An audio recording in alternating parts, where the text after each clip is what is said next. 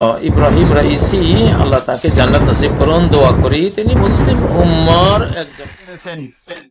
গত কয়েকদিন আগেই একটি দুর্ঘটনা ঘটেছে, ফেসবুকে তোলপাড় চলছে। এক শ্রেণী বলছে দোয়া করা যাবে না, ক্ষমা চাওয়া যাবে না, আরেক শ্রেণী বলছে কেন যাবে না, ক্ষমা চাইবো, দোয়া করব। আপনি কার জন্য ক্ষমা চাইবেন, কার জন্য দোয়া করবেন?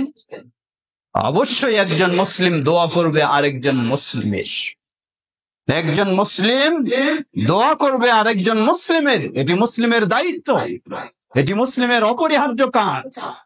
কিন্তু শর্ত কি? শর্ত হলো মুসলিম হতে হবে। যদি মুসলিমই না হয়, তাহলে বেশভূষণ যতই সুন্দর দেখাক না কেন, পরিচয় যতই ঢোকঢাল পিটাক না কেন, তার জন্য কখনো দোয়া করা জায়েজ হবে না। তাহলে একটু জেনে নি কেন জায়েজ হবে না। আপনি যাকে বিশ্বাস করে মুসলিম হয়েছেন, তাকে যদি কেউ অবিশ্বাস করে, সে তো কোনোদিন মুসলিম হতে পারে না। নবী মুহাম্মদ সাল্লাল্লাহু আলাইহি ওয়াসাল্লাম তিনি ঘোষণা দিলেন, এই উম্মতে মুহাম্মদ সাল্লাল্লাহু আলাইহি ওয়াসাল্লামের পরেই সবচেয়ে যিনি শ্রেষ্ঠ ঈমানদার, তিনি হলেন আবু বকর as-সিদ্দিক রাদিয়াল্লাহু তাআলা আনহু। যাকে রাসূল সাল্লাল্লাহু আলাইহি ওয়াসাল্লাম এই ঘোষণা দিলেন, আর একজন যদি দাবি করে সে মুসলিম, আবার বিশ্বাস করে যে আবু বকর রাদিয়াল্লাহু আনহু নাকি মুরতাদ হয়ে গেছেন, নাউযুবিল্লাহ, এই বিশ্বাস যদি রাখে, তাহলে তাকে কিভাবে আপনি মুসলিম বলতে পারেন? বিশ্বের সেই চরমপন্থী ভ্রান্ত শিয়াদের আকীদা হলো আবু বকর রাদিয়াল্লাহু আনহুকে খলিফা তো দূরের কথা, ওমর রাদিয়াল্লাহু আনহুকে খলিফা তো দূরের কথা, ওসমান রাদিয়াল্লাহু আনহুকে খলিফা তো দূরের কথা, তাদেরকে তারা মুসলিম হিসাবেও বিশ্বাস করে না। শুধু এতটুকুই নয়, সেই ইরানের তেহরানে আপনি এই ধরনেরও বই পুস্তক পাবেন, যেখানে কোরআনের আয়াতগুলিকে বিকৃত করে আবু বকর ওমর রাদিয়াল্লাহু আনহুর উপর লানত বর্ষণ করে কোরআনের আয়াত তৈরি পর্যন্ত করা হয়েছে। এটি আমার বানানো কথা নয়, বাস্তব আপনাকে দেখাতে পারব। যারা এই বিশাল বিশাল পোশাক পরে বড় ধরনের কেক কাটে, কেকের উপরে লেখা থাকে আয়েশা ফিন্নার, আয়েশা জাহান্নামী, নাউযুবিল্লাহ, এই বলে যারা কেক কাটে, আনন্দ উৎসব করে, সে কোন মুসলিম হতে পারে? কিভাবে সে মুসলিম? আপনি তার জন্য দোয়া করার জন্য অস্থির হয়ে গেছেন।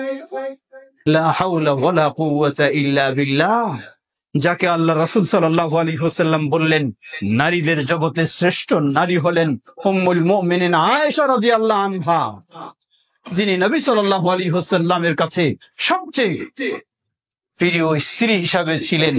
তাকে আপনি জাহান্নামী বলে স্বীকৃতি দেন, বিশ্বাস করেন, আর দাবি করেন আপনি ইসলামের। লা হাওলা ওয়ালা কুওয়াতা ইল্লা বিল্লাহ। হয়তো কেউ বলবেন যে খলিফা সাহাবী, এটা তো পরের বিষয়। আসুন পরের বিষয় রাখেন, আরো আগে যান। যার বিশ্বাসই হলো এই কোরআনও এখনো পরিপূর্ণ কোরআন নয়, তাহলে সে কোন মুসলিম? যার বিশ্বাস হলো এই কোরআনও পরিপূর্ণ নয়, তাহলে তাকে আপনি কোন মুসলিম বলবেন? কেউ যদি এই বিশ্বাস রাখে যে এই কোরআন আল্লাহর কোরআন বুঝলাম, আল্লাহর কিতাব বুঝলাম, কিন্তু এটি এখনো অপরিপূর্ণ, দলিল কি? সুন্দর দলিল। সাধারণ মানুষ হিসাবে আপনি শুনলে ভাববেন যে ঠিকই তো, কথাটা খারাপ না। কি? এই কোরআনে সূরা আছে মুহাম্মদ, তাহলে সূরা আলী গেল কোথায়?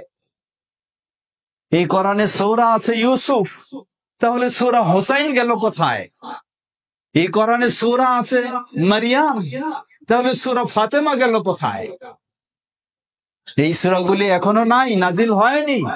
সেই চরমপন্থী বারান্ত শিয়াদের বিশ্বাস হলো তাদের সর্বশেষ 12তম ইমাম এখনো অদৃশ্যে আছে, তার আগমন ঘটবে যখন, এই সূরাগুলি নিয়ে তার আগমন ঘটবে। নাউযুবিল্লাহ। এই যদি বিশ্বাস করে, শিয়াদের বিশ্বাস এটা হয়, তাহলে কাকে আপনি মুসলিম বলবেন? খালি চেহারা দেখেই মুসলিম বলবেন?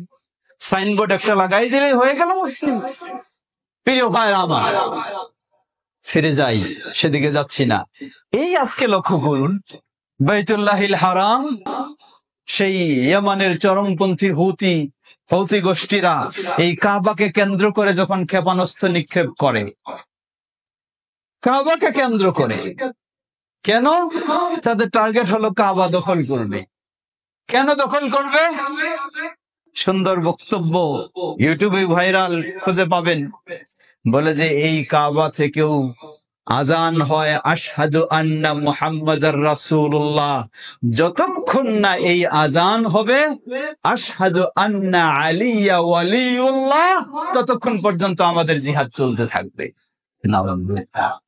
এই হলো মুসলিম, এই হলো ইসলাম।